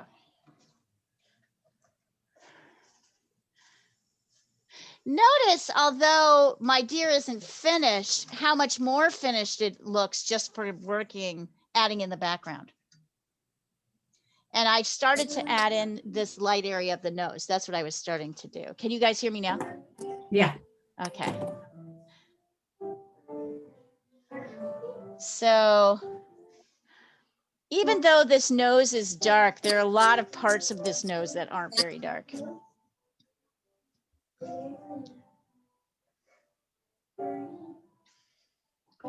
See how I'm coming in? This is burnt sienna in white. So it's this, and then it's kind of white up here. It gets a little whiter on this side because this is where the light is. So. Someone having a piano lesson? I believe so. I'm betting that's happening over at Addie's house. Right? Yeah, someone is playing the piano. Yeah. There's a lot of kids in that family, right? There's 4 of you. Am I right? 4, 3 of you? Yeah. 4. 4. You were right. Do you like having that many brothers and sisters? Not horrible. What a loaded question. You can be honest with us. We won't tell them what you said. But it's recorded. Yeah, that's a good point. It's all there. We have siblings too. Addie's taking the 5th on this. She is not answering that question. Good job, Addie. That's the way to do it.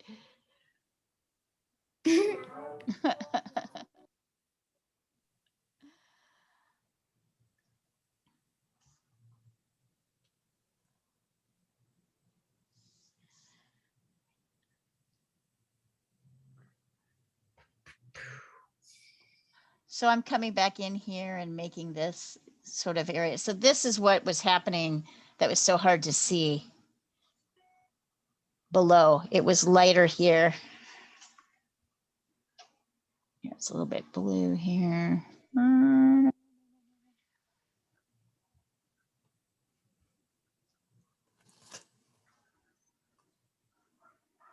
So this little tiny brush is really awesome for this work, but notice how late in the game we're getting into it. It takes a long time before we're ready for this little tiny brush. And I'm still going back to my bigger brush because I want more fur texture. And I want it to be a little bit oranger and lighter on the top here. So see how I'm kind of dragging once again. This is a kind of orange, white. This is red, cadmium red, orange, yellow, and white. I've mixed them together. So see how I'm kind of laying it down on top, but still letting some of the dark base come through.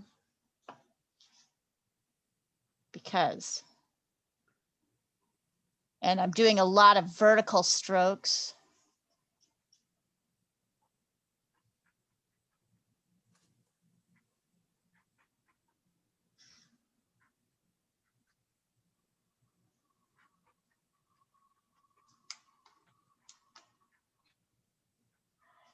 And I'm bringing that across and over. I want that feeling of, without covering too much,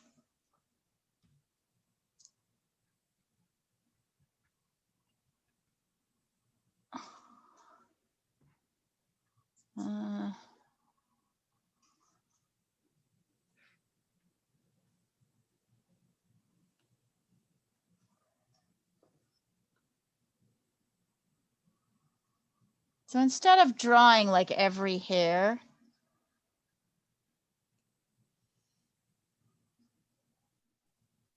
there we go.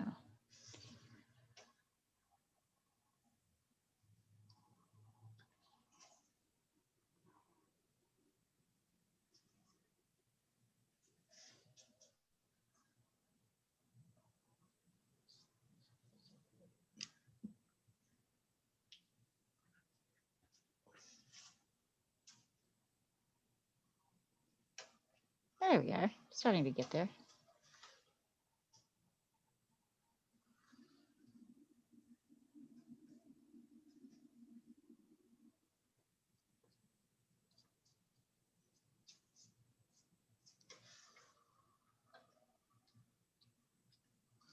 This is darker.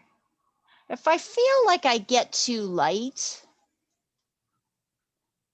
with my brush, I can go over with darker colors and do that same kind of dry brushy thing.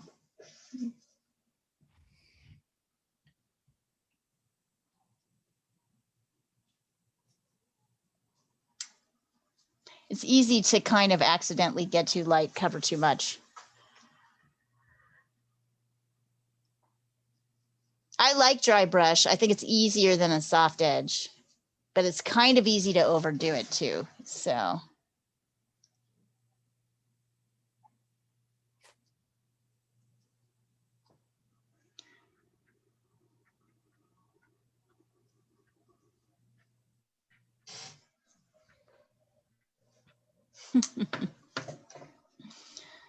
Starting to get really cute.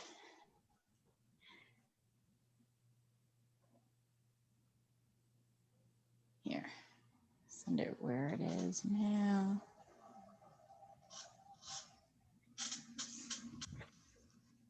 Actually, no.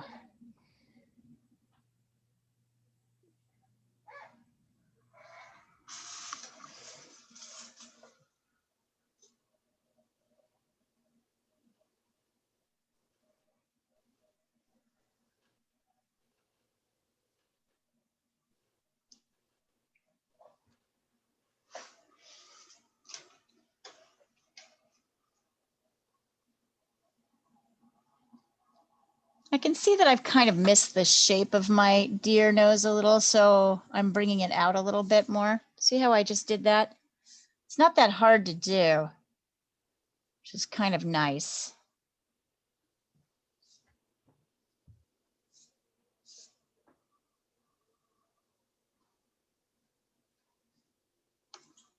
I'm looking where else I can put my dark. I'm missing, I think, some key lighter areas in here next to the nose.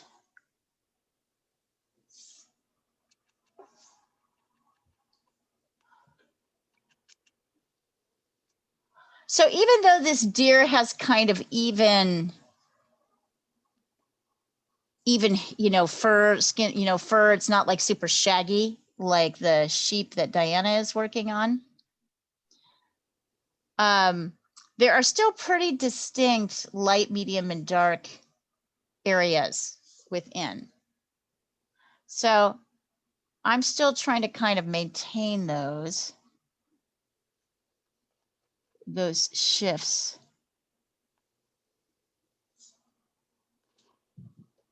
Leah, what was the color mix for the nose and the eyes? The eyes is just burnt umber and ultramarine blue, and then a little bit of burnt sienna on the top lighter part of the eye, and the same for the nose. So burnt umber and burnt sienna. The tongue is quinacridone, red, yellow ochre, blue, and white. I have it. It is in the thread here. Let me see if I can find it.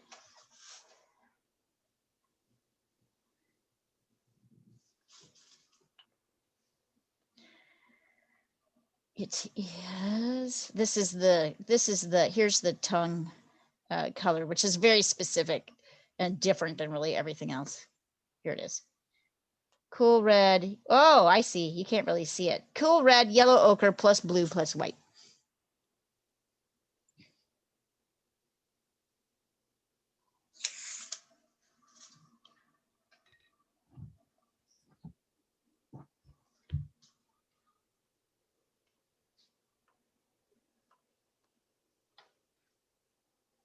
Jessica, are you working on your copy? Your master copy? No, I am not working on her tonight. I'm What are you working like, on? I did just another studio project. It's just a block in right now. Nice. I'm really, really tired. Like my head just like stopped working a Ha. little less than an hour ago. So I'm just listening. I'm enjoying the vibes. But Yeah, and I did paint. I showed up and I painted for an hour, but my head is like I feel you. done. I like getcha. really like can't. So I I'm not getcha. gonna force it and screw it up because that would be bad. I know exactly I'm what you just- mean. I'm just leaving it alone. Teaching is hard work, Jessica. You've been teaching a lot. That's exhausting. She Yeah, I teaches. was talking to Leah about that. Yeah. Leah said the same thing. I don't teach anymore directly at work, but I do You develop design training. materials. Yeah, yeah. Mhm. Yeah, I'm just really tired this evening. Like I want to go to bed right now. So do it. So I need to wait a little bit. My daughter is just coming out of dance and she may need a few things, but I'll definitely like be in bed like in an hour Right. for sure. And it also, if I go to bed too early, I'll just get screwed up on my sleep cycle.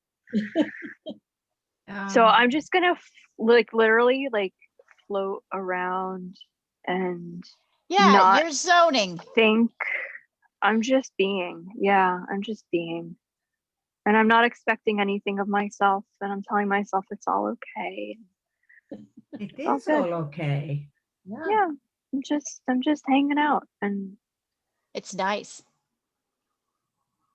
I think it's good to give yourself permission to do that. Like you I have think it's to just hugely give your important. brain a break. I My brain agree. says I don't want to work, and I'm saying that's fine. That's all good. I have to work. I stole this time from my working schedule. Yeah. What do you have to do, I'll see how I Diana? feel tomorrow, with painting. I have to get a big email out about a Oh, blah. grant that we're giving out, and we're also launching another contest, so I'm working on the call for entry for that. Wow. You have to do all Yes. that tonight?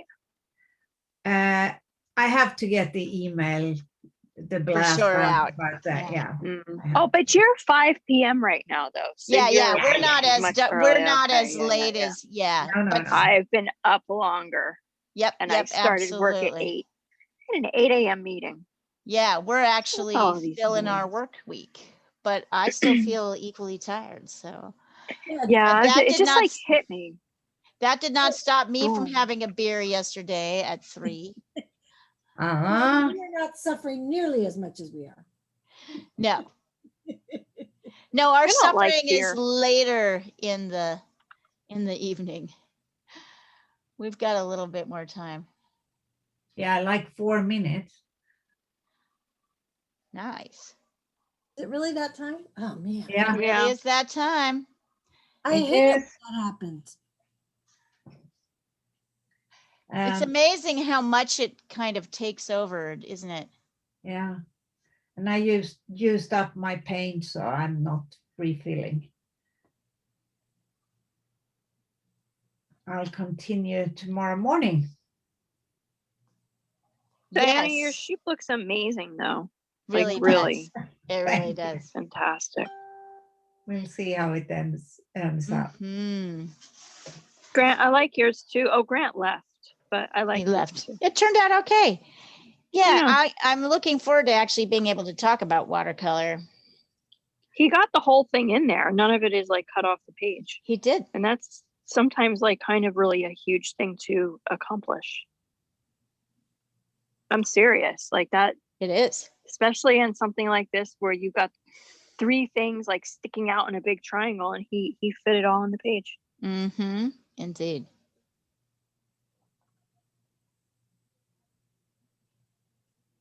All right. I'm willing to go a few minutes longer, but what I'd like to do is see where everybody is so I can take a look.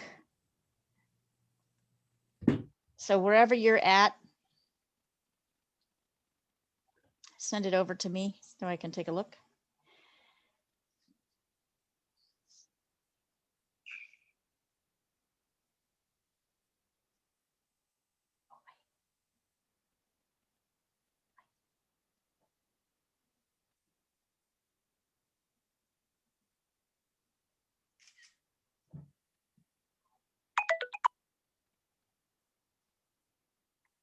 Oh, Jean, that looks really good. Thank you. I know I'm nowhere near done. I really like how the bits of purple show through. It works very well. Let me Yeah, see. I like that too. Where is it? Where is it? Mhm. Oh, actually, Jean, that's coming along nicely. That's I I agree, yeah. love the layering. I Mhm. love the layering. So, Jean, it's once again a drawing issue. I'm going to see if I can push this up. So Me? this, You know. I know. I know. So, bring up your white a little bit more, and then see how the white is actually cut off a little bit Mhm. further. So, oh, I see what you did. Nope. Yep. The neck is skinnier.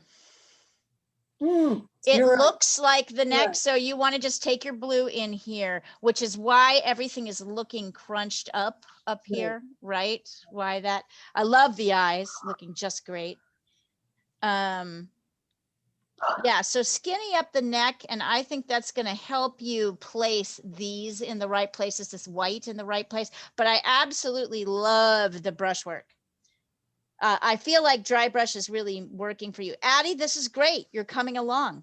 So on your top layers, Addie, you're going to be wanting to do that as things dry. You're going to want to be dragging your lighter layers on, your whites, your oranges, right? You're going to want to be dragging those on. You can see there's a shift between the darker fur here and this sort of orangier fur here. So yeah, but that's great. Good job. Let's see. Yeah, Eugene, coming along. Very nice. Just keep layering, and I like, Eugene, particularly how the layering is, how you're kind of transitioning from the dark to the medium to the light.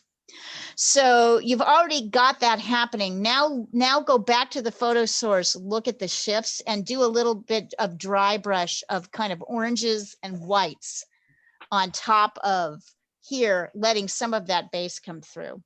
And of course, also ultimately whitening everything, but you can do that later in the process. But I like the brushwork I'm seeing. That's really good. Also, Eugene, your guy is a little, it's really hard to tell. If you look at this, this looks like it's part of the neck, but it is not. This is the background. So the neck is skinnier than you think it is. So take your, but I see why everybody kind of went there. Diana is looking great. Lana, great. Oh, nice layering, wonderful brushwork in here. So Lana, I would say get in some oranges, kind of, so sort of like cadmium red and yellow and a little bit of white kind of mixed together, kind of brush them in on top of here. Notice that down here around the eye, there's a little bit of a white fur. There's little bits of orange. Just, it looks great. Add in your background. Yeah, fix the background. That's probably the first thing to do. Great work, you guys. They're really cute. Let's hang on for another 5 minutes or so.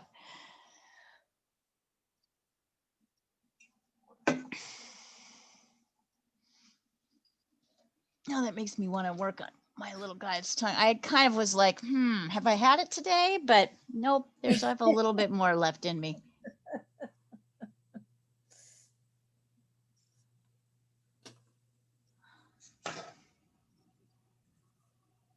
I have a language question. Yes. What do you call like the wooden wedge you use for a frame to stretch it? Stretcher bars. No, not the bars. The corner wedge? The corner wedge. Yes. Corner wedge. I forgot. My brain doesn't work.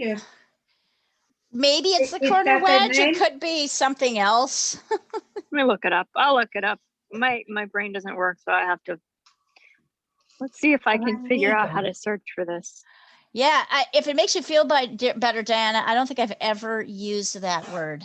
Okay. Whatever it is, I don't think I've ever used it. I think the official term is thingamabob. Yeah. What was it? Thingamabob. We're just laughing. Like, what are the ways that you can say something? They're called canvas keys. Canvas keys. Really? Wow. I never knew that. I love it. Thank you. New You're things welcome. all the time. Is your canvas sagging in the? Yeah. Yeah. Well, I'm gonna that's what spray those are it for. with water on the back first and see if it's. You can do that, and it'll tighten it a little bit, but it's Yeah, I know. probably better. Yeah, you know. I know. Canvas keys. Canvas Canvas keys. keys. Go figure. Oops. Or in Swedish it's träkil. Träkil. I like that better. I think you should just say it in Swedish all the time, and if people Yeah. don't know it, pretend like they should know it. Yeah. What? You don't know what a träkil is? Jesus. Exactly. What kind of artist are you? Yeah, right. My God. I'm sure they have them at Amazon. Oh yeah, I'm sure they do. But you should probably search for it in English, not Swedish. Yes, I think so. I think so. That's the best advice I can give right now. Yeah. I'm kind of proud of myself for giving it too. Good advice. I'm proud Good of myself. advice. She's like, I'm totally search for it toast, in and I Swedish. still Like it's gave still good advice. Yeah. Yeah. Yeah, Don't you got it. search You for still it in got it. You Swedish. still got That's it. my advice. Yeah. That's I'm so fried. Oh my God. You're a little bit Don't search for- magical Yeah. when you're fried. It's really charming. Yay. I do not feel magical. I feel like dead. No. Yeah, But they only- also called stretcher keys. Stretcher keys. Now that I feel like that feels more familiar, but I don't. And a bag of 100 is $10.50. So that's totally. It's a cool. lifetime supply for Yeah, well, like 5 people. you think? Yeah, I feel like I've used them maybe twice. Oh, I used to use them a lot, especially when you have larger canvases. Yeah. Mm. And I used to stretch all my canvases myself. So Right. I use them a lot.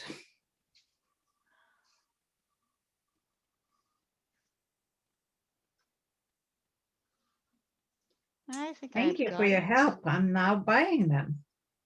Yay. Have you got, here's Search- another one. I had an Search them in artist tell me Swedish and see what today- comes up. I had an artist tell me today, don't you have a canvas? Don't you have canvas locks? And I'm like, as in locks on your canvas? Like I run a gallery, and so we have a bunch of artwork in a hotel, boutique hotel. And this artist said, well, everybody has canvas locks. What's Okay. that? Have you? I know. See, I've never heard of a damn canvas lock. I I'm haven't like, heard of it what? either.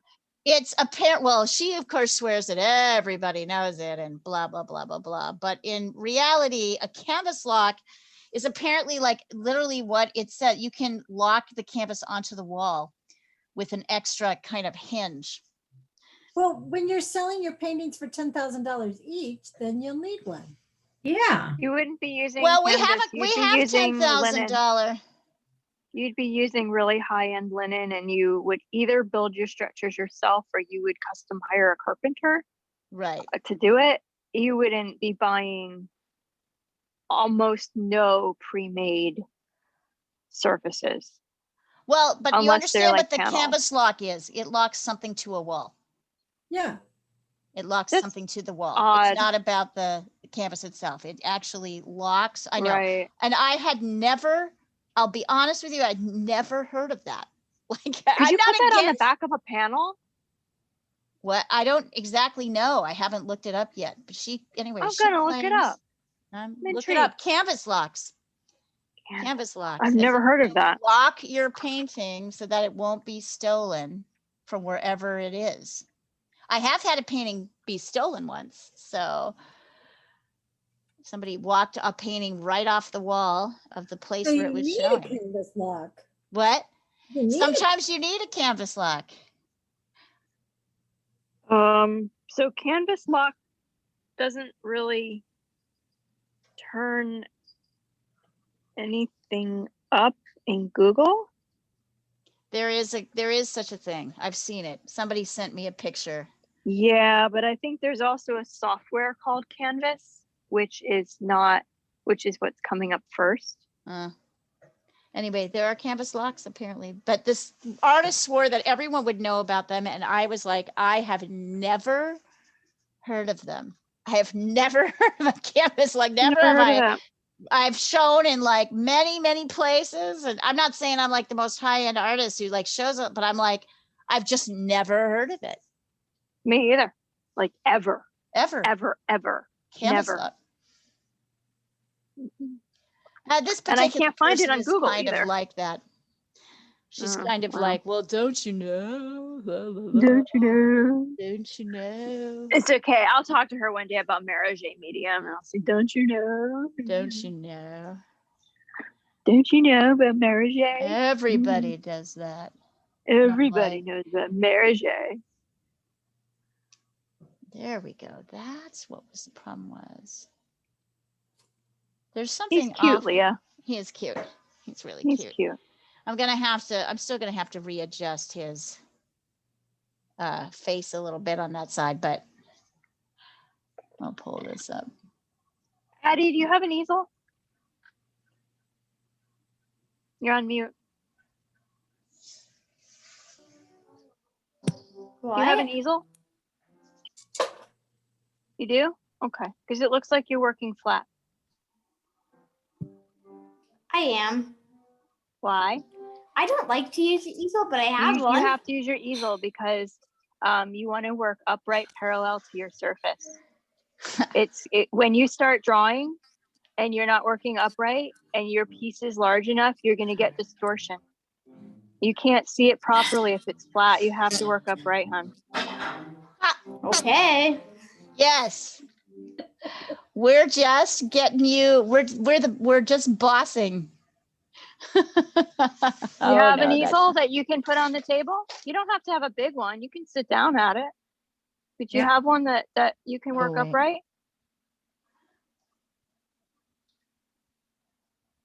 And I have one standing and one on the table. So Yeah, Addie's young though. We want to get her working properly. yes. Yes.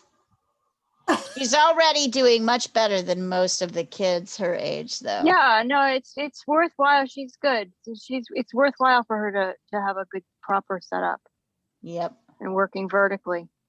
Definitely, 1000%. You got to work vertically. I'll get it then. What's that? Then you're gonna get it? Good. Good. Because you are gonna be a great artist one day. And one Yeah, day not you're if she's gonna working do- flat though. She's got to do it proper. Yep. Yep. That's how you see it. Yep. And one day you're gonna shock your parents like Emma just did by telling them that she wants to be an art major instead of an architect. Woo! I went to art school. What's wrong with that? There's nothing wrong with it. Worked out Her okay for parents me. are doctors and teachers who are very artistic. Oh, but it should be So fine. they're having trouble with it. I said, you should have told them to come to me. I can help them. They, of course, remember when job. I was really broke. And Good job, Addie. Yay, there you go. Mm-hmm. I'm like, I'll help her, but there we go. There we go. That's much better. Yeah, I have to run off. I have to work. All right, and I have to go Aw, too. I like Ashley. this. I like this much better, but I have to. Yes. All right, Okay. Diana, get your emails done. Everybody just keep working. As you know, it's good to have a painting that's not finished. It keeps you incentivized to keep going. You don't even have to Keeps keep you going insane tonight. too. Yeah. They yell at you. Or- It makes you insane. Yeah. So Yeah. great work, everybody. Good job today. Yeah, good job, Send it over when everyone. you finish. Here, I'm removing the spotlight. I know Janet had to leave. Bye, everybody. Yeah, Grant had to leave. Janet had to leave. Diana's Oh, gone. let me send you what I've got so far. Okay.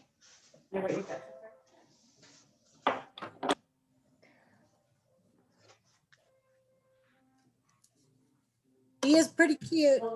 He is really cute. Super cute. Let's see. I still don't have the neck right, but Let's see. I am not seeing it, my love. I'm not either. what? Oh, because I didn't. There we go. Oh yeah, that's cut. Oh, that's great, Jean. That's really coming along. Yeah. Really, Yep, really, really great. coming along. Much better. Just keep working it. And the brushwork is gorgeous. Mm-hmm. Absolutely gorgeous. I love it. Very luscious. All right, you guys. Super luscious. All right, Addie, Bye. keep working. Everybody keep working. Jessica, go to bed. So, I think so. Yeah, time to go to Yeah. bed. Good night, everybody. We'll see Good you night. soon. Come join us tomorrow if you Bye. can.